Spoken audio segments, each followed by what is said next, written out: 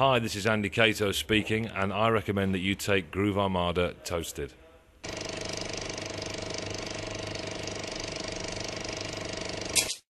Our viewers haven't seen an interview of you on our website, so can you please explain what Groove Armada is? Groove Armada is, well, it's many things. I mean, it's me and my friend Tom, who've celebrating our 10th anniversary of making music this year. And tunes you might have heard include I See You Baby, At the River, Superstar and things like that. And yeah, but also we're a live band. When we play live, we play with 7 people on stage, and we're also DJs. When we DJ, it's me and Tom again in the hot seat.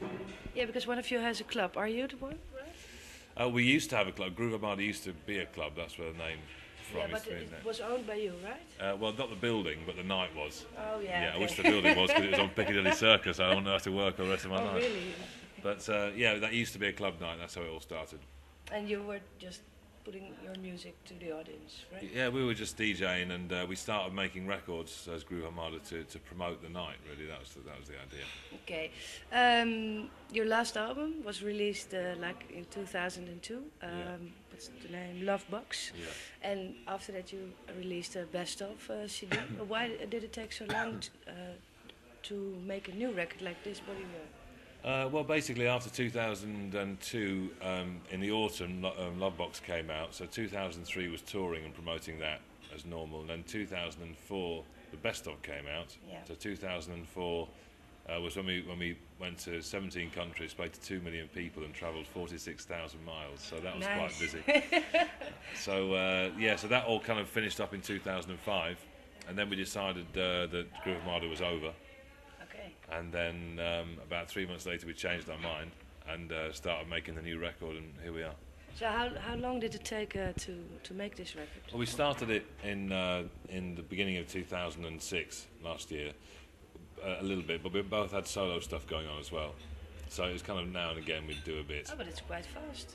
Yeah, but then, then it kind of stopped because we had gigs in the summer, festival gigs in the summer last year, and so it really it's only from like September onwards last year that we really kind of went for it.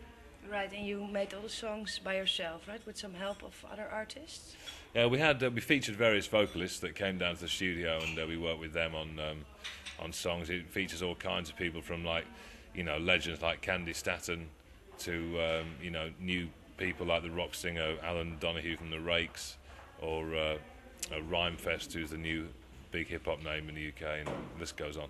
Yeah, but you also work with Simon of Simeon Mobile Disco, right? Yes, we did. And why? Because they make you a little bit like the same kind of music you do? Are you friends?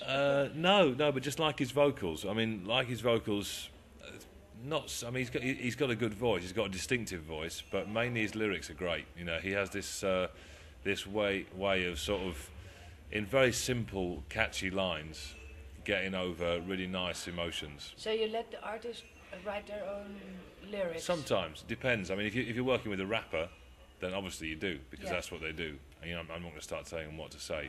Although, you know, I went to New York to work with a couple of them, and sometimes they say, here's what I've got in mind, are you into it? And sometimes you have to say no, which can be a bit frightening sometimes, but you have to be honest. But yeah, but with the singers it's half and half. Sometimes they'll just come up with a really good idea and you think, yeah, that just sounds great.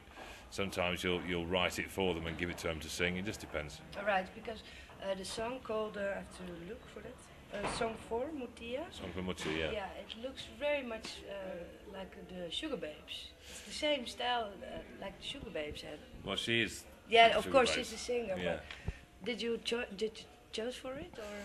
Oh, well, I think, you know, anything with her voice on it will inevitably make people think of the Sugar Babes, because when she was the best singer in them, so when they did their records, her voice was the loudest voice.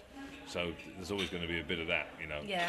But it's a good voice, and so we sort of put this backing track together, which is it's very 80s kind of sounding. But we wanted to do a proper pop song, and if you want to do a proper pop song, you need a proper pop voice. Yeah. And she's got a great voice.